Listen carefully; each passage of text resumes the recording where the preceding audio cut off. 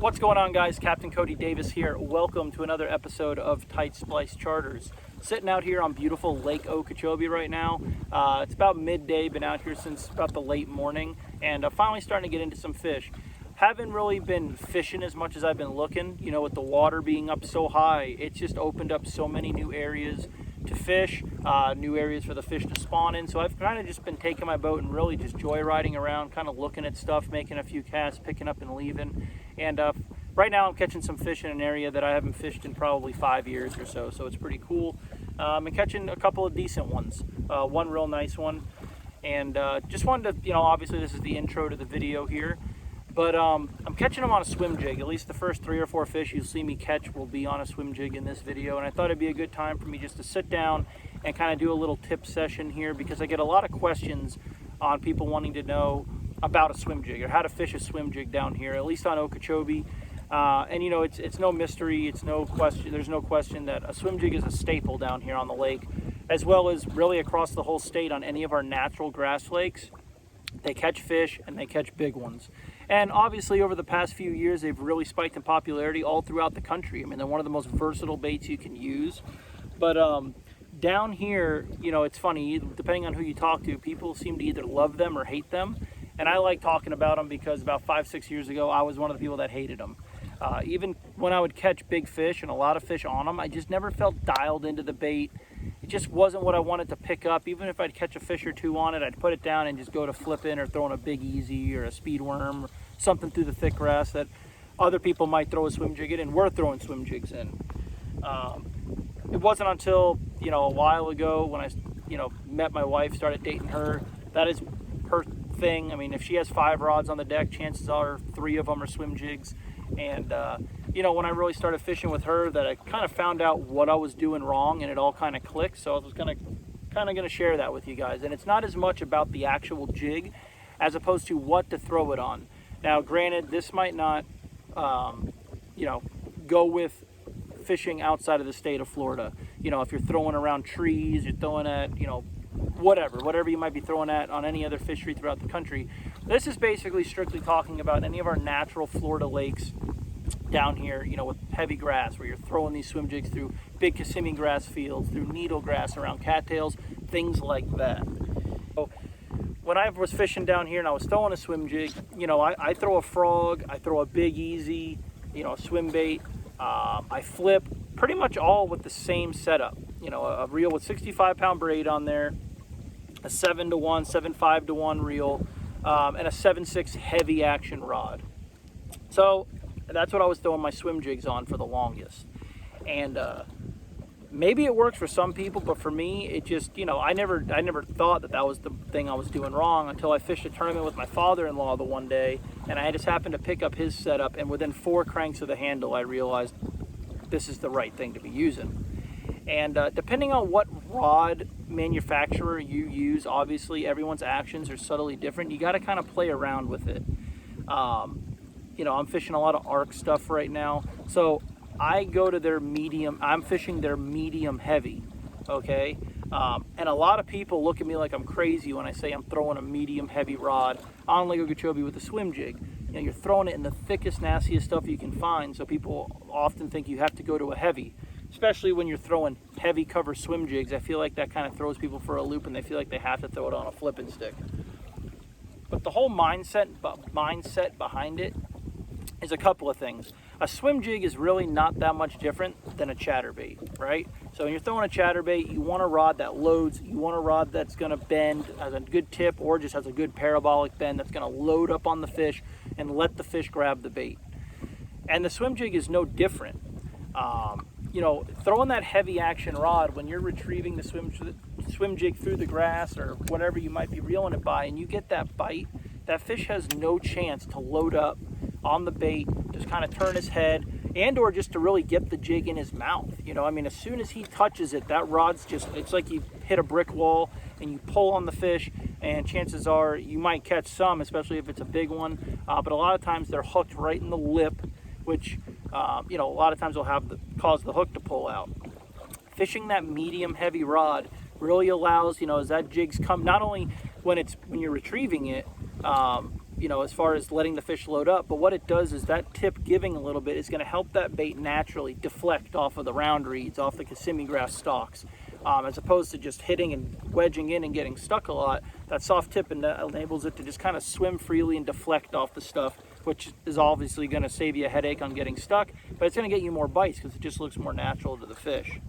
The next thing, as you're reeling it through that thick wad of grass, when he comes up and grabs it, you're just going to feel a tick, and that rod will just start to load.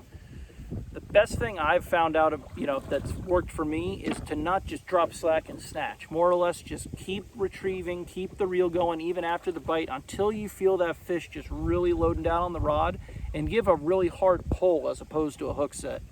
9 times out of 10, especially if it's a big fish, you're not even going to be able to see the swim jig. It's down in her gullet, hooked through the crunchers, and there's no way of her coming off. And that does a couple of things. One, you want to hook them in the back of the top of the throat because that's just the hardest part. Once it's in there, it's really hard for them to come up and throw it. But secondly, when you're reeling it through these thick grass mats, if you hook the fish in the lip and that head of that swim jig, just say, is kind of like outside their mouth like that, that's just something else for a reed or a Kissimmee grass stalk or something to catch onto to essentially unhook the fish, and you don't get them to the boat. Whereas if it's down her throat, she could jump and slide, but there's nothing for that grass to get hooked onto. And like I said, another thing people get they can't believe I fish more of a softer rod when throwing these things. Here's something I kind of tell people: flipping, frogging, swim baiting, what have you. When you're reeling that 7.6 heavy rod or that heavy action rod through that grass and that fish bites the bait, what do? 9 times out of 10, you stop reeling, you kind of check him, make sure he's there. Whether you're flipping, throwing a big easy, same thing. You lift up, okay, he's there. You set the hook, and there's a 1.5 seconds to a 1 second period there, I don't care who you are, where you're not moving the fish. Okay, the rod loads up, and that fish essentially has momentum on his side. He's eating the bait, you've stopped reeling. What you have to do to check him, whether you flip into a reed clump and you lift up and you see your line going to the left, what have you, you're not moving. That fish has momentum on his side, especially when you're talking about big fish. So when you set that hook and there's that little dead period on that fish, you're kind of waiting essentially to see where the fish is going, because he's already got his mind up and he's moving and momentum is on his side. Whereas with the medium heavy rod and the swim jig, you're reeling, you get the bite, you let it load, and you can essentially pull back and just never stop turning the handle.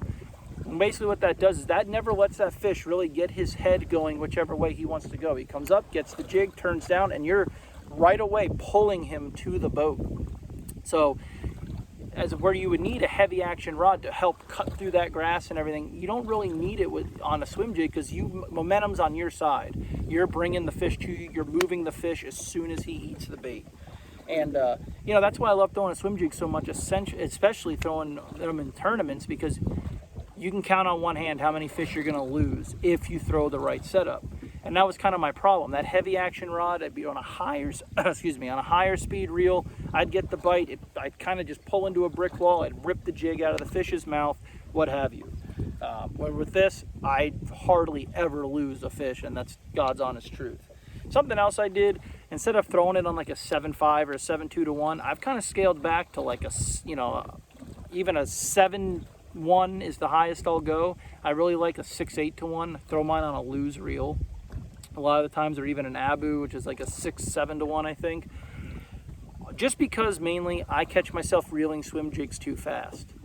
You're moving them too quick, and even right now, I'm fishing this thing super slow. And the other thing, like I talked about, what you gain in speed, you're gonna lose in torque on the reel. So with the swim jig, like I said, you wanna just never really stop turning that handle. You get the bite when you pull, and that lower ratio, you can continue to just reel the fish and essentially winch them right to the boat. I throw it on 65-pound braid. A lot of people out here throw it on 50, but I just throw it on 65. I've never had an issue. I still get the distance, and it comes through the grass a lot fine.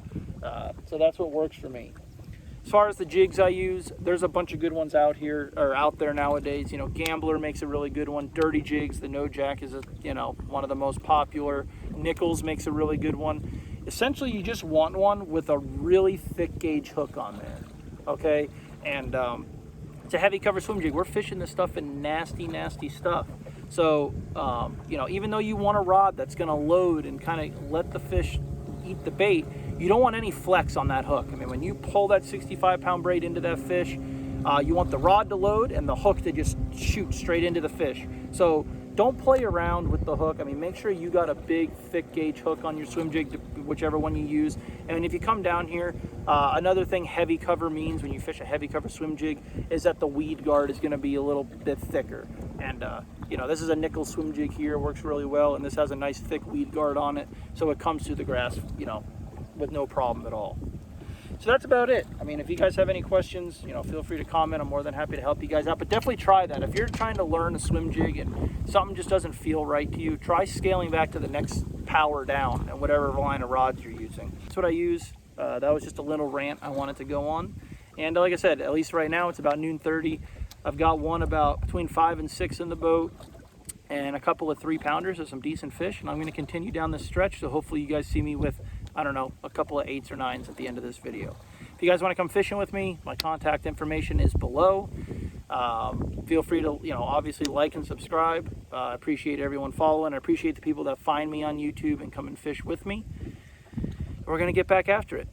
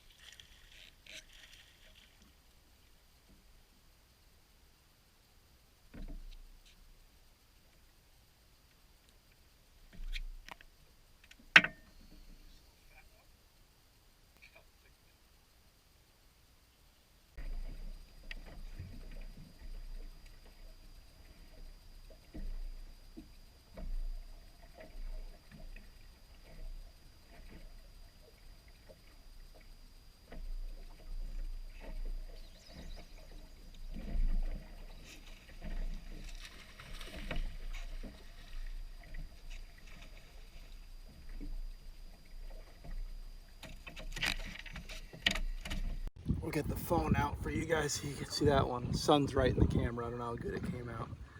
I mean, a biggin.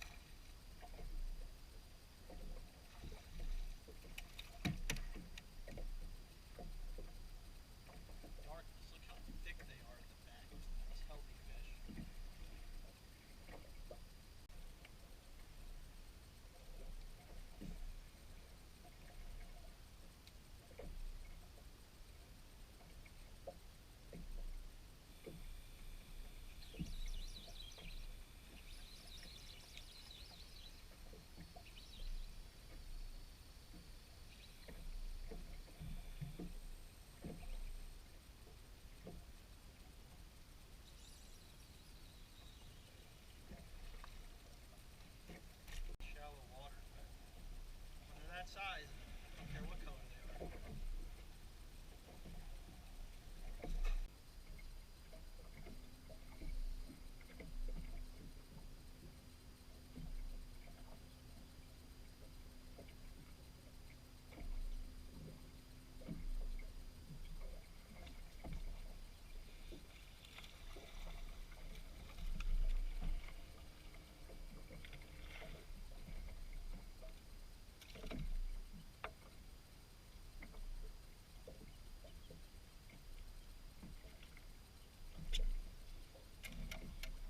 Perfect example of what I was just talking about earlier.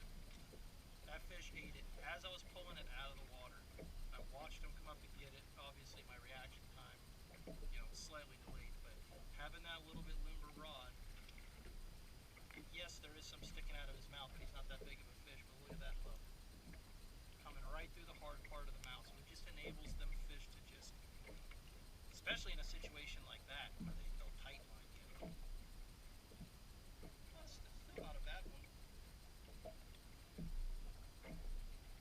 was saying about dark fish and white fish and whatnot. You can see how white this fish's belly is. I know the sun's in your face, but chances are that's a fish that's coming in right off the main lake, coming in here to spawn. So,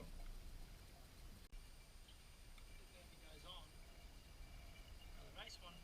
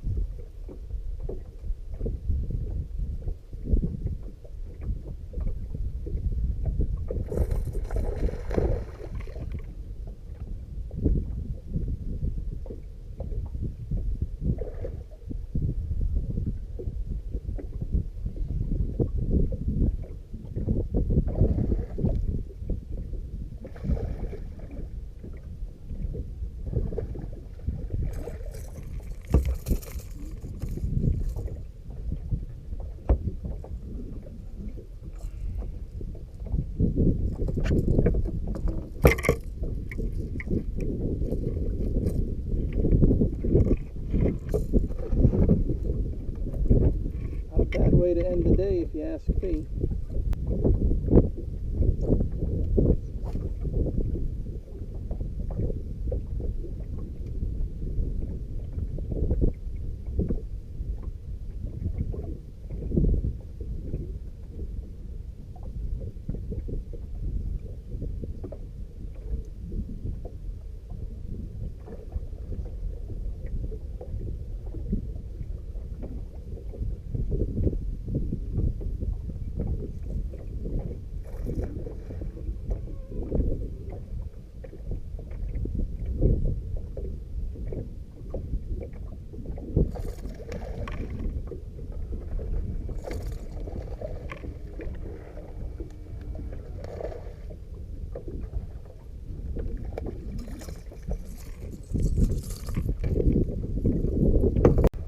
Not a bad one.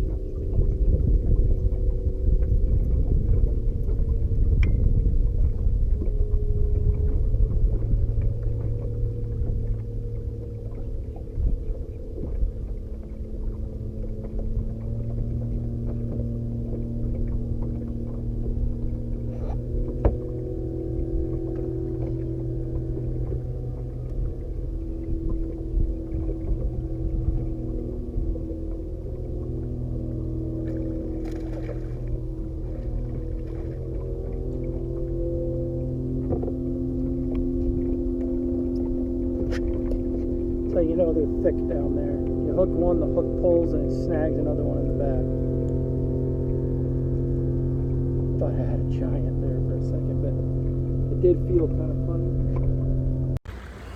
Alright guys and gals, getting ready to put it on the trailer. That's going to do it for us today. Ran around a lot, covered a lot of water, had a bunch of fun though. Caught a bunch of fish. You know, it wasn't like lights out crazy, but it was a grind. But put a bunch of fish in the boat. Never had a real giant bite. Had that one real good one and a bunch of other good ones to go with it.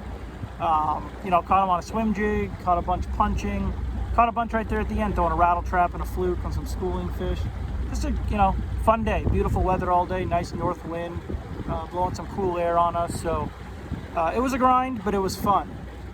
It's only going to get better from here, I would assume. We really need that cold front to come in and a cold front to come in to really bring those big fish off the main lake and put them in the grass where they're easier for us anglers to catch. So looking forward to that.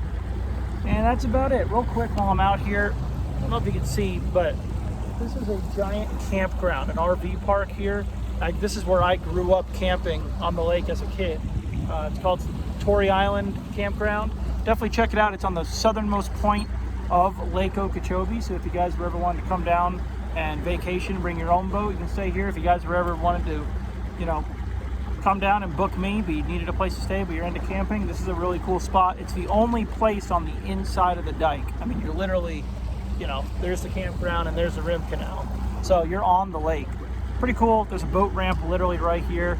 So really cool spot. But if you guys want to go fishing with me, definitely check out my information below. And tight lines, guys. We're going to put on the trailer and go home and get some food. Thank you for watching.